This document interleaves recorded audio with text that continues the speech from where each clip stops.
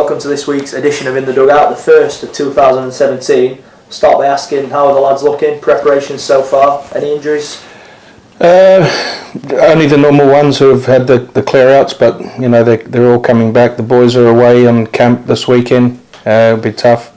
They do the Scarborough to Whitby walk, but I think they're also going to be having a session at Scarborough Rugby Union as well, and then on the evening do their team goals and setting for the year. So you know they're into it. They didn't have much of a break over the Christmas period. They were in during Christmas and New Year as well. So you know they're still putting the work in, and Reece has got his program that he's doing with them. So they had to maintain that because we also need to understand we need to get out on the field and do some field stuff as well. How much of an impact has Reece Ludgrove had so far? Oh, I'm hearing good things. You know, like I say, I try to let the coaching staff and that get on with their jobs and prepare the team right. But I'm hearing some good stuff, what he's doing, and you know, he's got a program that we need to maintain. I know the boys are. Well, I'm hearing the boys are itching to get out on the field, and but Reece knows what he's doing, and he knows it's a long season, and they'll get plenty of mileage in their legs, you know, over this next month or so. We've had the best part of 2 months now of pre-season training. Now that the New Year's out of the way, we're into the final month of preparations towards the league starting up. It's time to hit the ground running now for the Dons and get a good start in League One. Yeah, listen, Gary's happy where they are. You know, I spoke to Gary a couple of days ago, and we feel we're ahead of where we were this time last year. Again, it's the experience will play a big part, we think, and like I say, Gary's quite pleased with how things are going, and you know, we're looking forward to the season to start. You know, it's been a long time, and even for us, people who's not playing, it's, you know, start getting a bit twitchy around now because there's no rugby to watch, and we're so close to being able to get to see some games. And you know, the Sheffield game on the 22nd will be massive. It'll be a big game, and obviously we're playing for the South Yorkshire Cup, which makes it a little bit more tastier. And we don't really know what sort of team Sheffield. To be fair, they're doing their stuff pretty quietly over there, and no one really knows too many of the signings and stuff like that. So we've got to be prepared and we've got to be ready. But you know, come that first game on the 22nd, it'll be a big relief for everyone, I think. And then the games come thick and fast after that. You touched on the Sheffield friendly there. Is that a good marker to see where we're at? Obviously they're a league above, but as you say, that a lot of the signings, not many people will have heard of them. Oh, listen, a lot of people say you can't take anything out of friendlies. Well, I'm not so sure about that. You can take plenty out of them. A lot of coaches don't like them, but you know, you have to. There's a difference between training for 3 months, different fitness from training to there is match fitness. So you need to get some games under your belt if you want to hit the ground running, so to speak, when the actual season starts. So for me, the friendlies are a really good, worthwhile exercise and worth doing, especially when we've got a lot of new players. I'm pretty keen to see quite a few of them play, and then, you know, after game 3, the team should pick itself, and you know, we'll have some combinations, and we'll just find out a lot about a lot of players.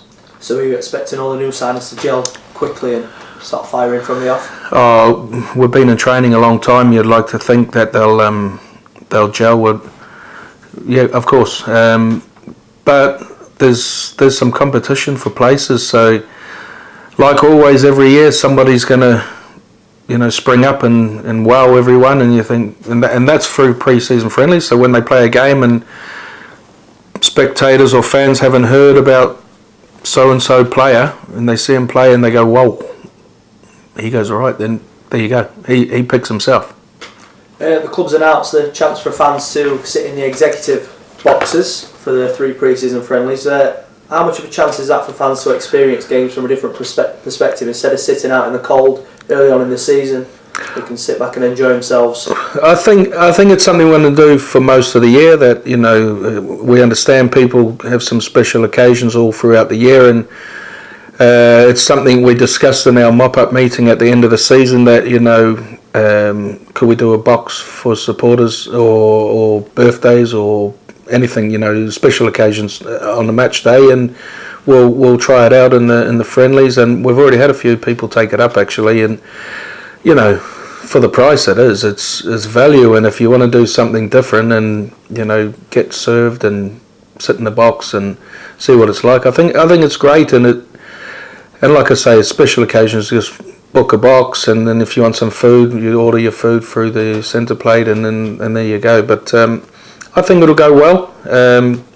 It's an experience, isn't it? And everyone likes to try new things, and it's something we're trying to offer the fans. Another experience for the fans on the 10th of February, the season launch dinner.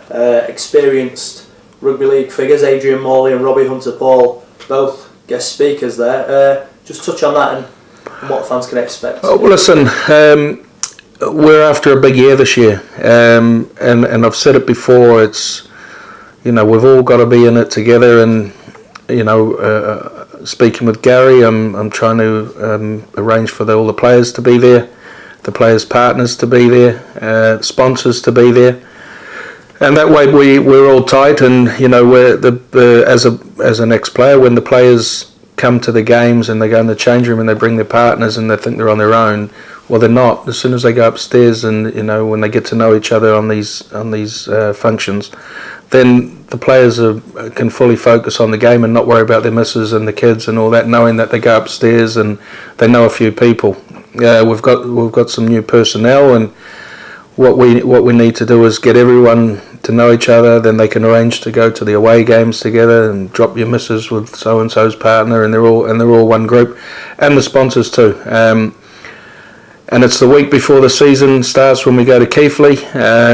So it's ideal timing that we have the free friendlies, we have a dinner, weekend off, players can let their hair down a little bit, and then fully focus on the big job in hand. So I'm quite happy the way it's gone. I think we've only been promoting it about a week, and there's over 5 tables gone already, which is great, and that's not counting any of the players and the partners. So listen, Moz tells a great tale. Adrian Morley tells a really good, honest, frank story about the back in the day, and everybody knows how much of a icon and a great player he was, and and the captain of his country on numerous occasions. So, but he does go and let some of the stories from behind the closed doors out, and I've heard him, and he's probably one of the best out there at the minute by telling it. And I think everyone will think, geez, they didn't see it like that, but you'll have to come along to the night to listen to him. And we all know Robbie Paul's outstanding as well, and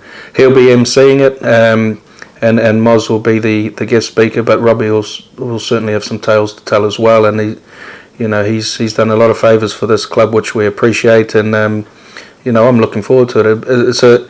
I think it's a real nice way to kick the season off and get us all singing from the same hymn sheet, and prepare us for battle. Elsewhere in rugby league, then I'm sure most people have heard the sorry state Bradford Bulls went into liquidation on Tuesday. Just your thoughts on that? Oh, tough. Fantastic club. It's one of Robbie Paul's ex-club, Moz's ex-club, myself's ex-club, and it's tough. I'm pretty sure they'll come out the other end of it. And, looking from afar, it just sounds like it was badly managed and trying to chase a dream, and without having the financial clout to do that. And speaking for our own club, we won't ever be in that position. This club's been through the turmoil and been through all that, but as long as I'm sat here, we won't be throwing money about and doing what other clubs, and certainly what Bradford have done. It's just been poorly managed, and it's a shame, because it's a club that it's one of the very few clubs that run right could become a massive success, and I've no doubt about that. There's not many clubs in the game that you can turn around and say, listen, we get it right here on the field, the fans will come in their droves, and Bradford Bulls is certainly one of them. So I wish them all the best, and I'm pretty sure if somebody comes in and they run the club correctly, that they'll have nothing but success at that club. We've seen a few players already acting quickly to find new clubs. Is there any potential that the Dons could be interested if the right move came about? Oh, listen, we've looked into it. We have discussed it, but you've got to remember the players that are at Bradford Bulls, they were full time, so they're on some quite decent salaries, and they're not just because they're not going to honour the contracts there that they're going to come down to a club that they're going to take a 85% pay cut, because to come in our league, that's what they'd probably have to take. That's not saying we would have loved a few of their players. It's a case of our budget's nearly finished. We've saved some for what we think is our plan. Certainly would have taken one or two of them, but as you can see, they're going on to full-time clubs and they're staying full-time. And if Bradford turn around and stay full-time, I think the players that are left will probably stay there, because, like I say, most of the clubs have spent up.